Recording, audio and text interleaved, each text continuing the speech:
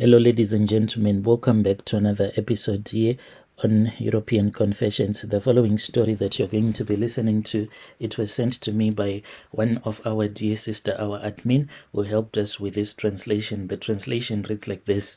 Hello, how are you? Can you please post my own story as anonymous? It was in the year 2013. My husband and I, we made a decision that has haunted us to this very day. We were struggling financially, barely making ends meet. The pressure of poverty was crushing heavily on us, and it felt like there was no way out.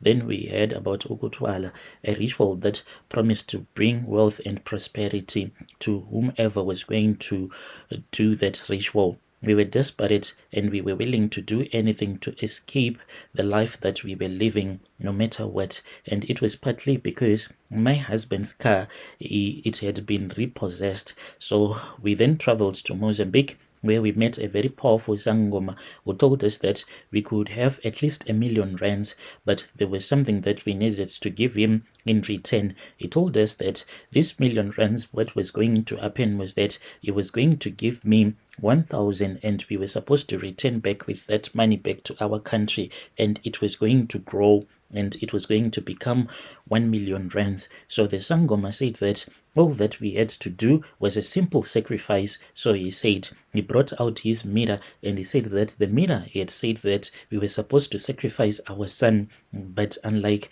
what we had before, because we had done some investigations about these healers from Mozambique, and we had been told by some of the people that he had given us the contact of that man, that he uses a mirror, but he will give you the mirror so that you can see what exactly the mirror wants from you. But this man, he denied us that right to see if indeed the mirror had said that it wanted us to sacrifice our only child and to sacrifice my womb, and by sacrificing my womb, I will be sacrificing the future children that we were going to have. The thought of losing our son, it was just too much. My son was healthy, he was okay, but the promise of wealth clouded our judgment because we were about to lose our home, and my husband, he was about to lose his job because he had been in the habit of using some of the money and he was gambling with that money. So we knew that very soon he was going to get caught. So we knew that we did not have a choice,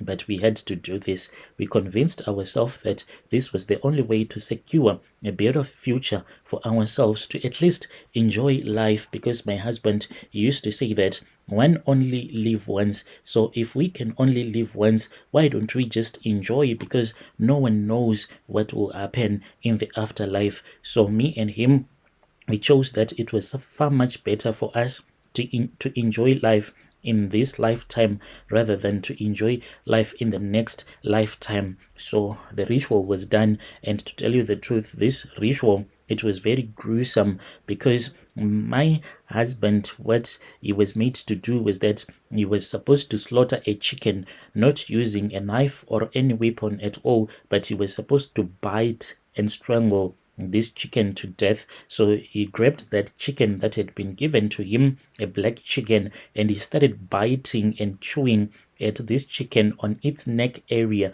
until there was blood that was everywhere, that was coming out of that chicken. And then the Sangoma instructed some people that were there to bring our son, who was in another room where there were a lot of kids, and it really terrified me with the way that some of these kids were crying. It seems as if some of them, they might have been stolen somewhere, and we were told that our son, he was supposed to be in that consultation room. So my husband, as he was holding that chicken, the lifeless chicken, my son was meant to kneel down. He was kneeling down as my husband started pouring the blood that was coming out of that lifeless chicken onto the head of our son. We kept on repeating this ritual into the dead of the night. Our son was only 5 years old, innocent and full of life. He could not even understand what exactly was going on. The Sangoma performed the ritual, and in the dark, cold room, that was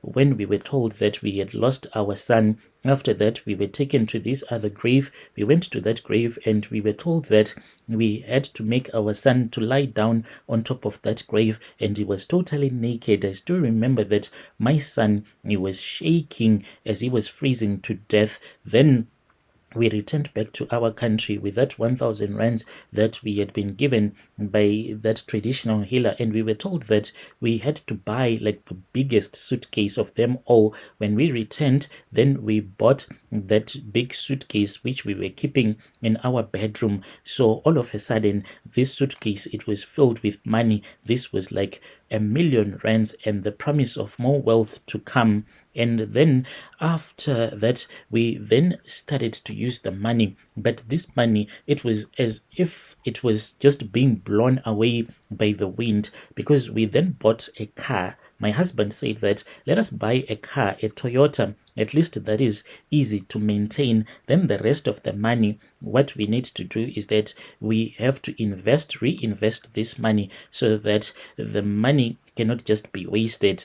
So we bought a Toyota Hilux, and this car, it just burned, Brother Nashi, whilst we were traveling on the highway. My husband then started complaining as he was looking at the gauges on his dashboard, and it was like the temperature of the engine, it is going up. Then it started boiling. We saw that there was steam that was coming out of the engine. My husband tried everything that he knew, and then the car caught fire. We did not have a fire extinguisher, and then the car just burned to the ground. That was quite terrible. And from there on, after our son had died, I can say that we only were happy for only 6 months after our son had died. That was when the money began to disappear. We invested into a lot of businesses. We started really big, and we saw that all the businesses that we were investing in, they were not bringing in any profit at all, until the final remaining 200k,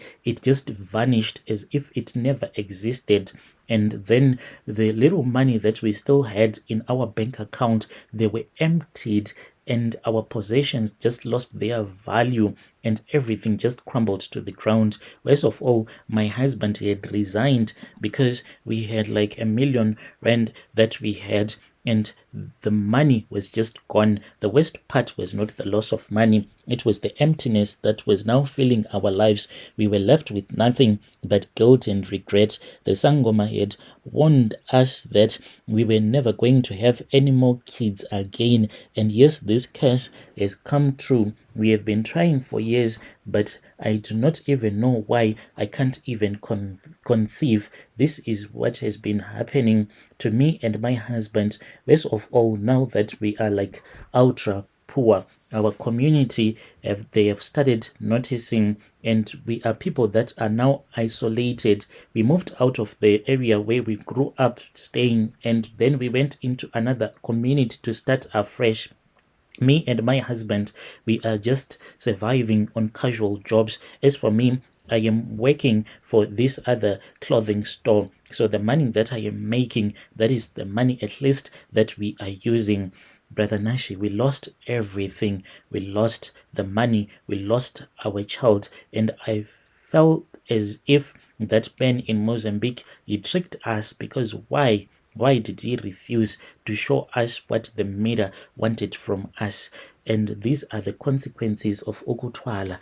If we could turn back the hands of time, we could give anything to have our son back, to undo the ritual that has since destroyed our lives, but we cannot do anything. All we can do right now is to live with the pain.